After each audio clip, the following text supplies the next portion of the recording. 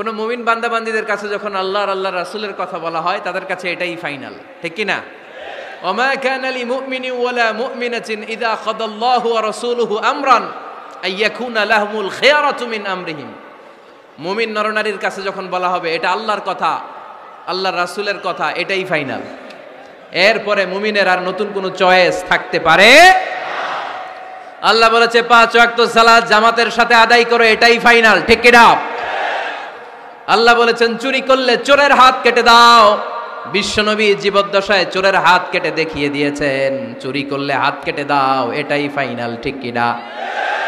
আল্লাহ নিয়ম জারি করেছেন, ও নারীরা পর্দা করে ঘর থেকে বের হও, এর উপরে কোনো কথা নাই, জোরে বলেন ঠিক কি না?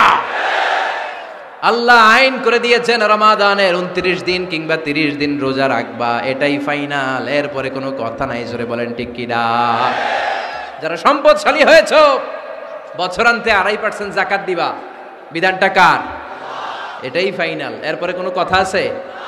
তার মানে আল্লাহ আল্লাহ রাসূল যেটা দিয়েছে এটাই ফাইনাল, এটাই সর্বোৎকৃষ্ট, এর চেয়ে উৎকৃষ্ট আর ভালো হতে পারে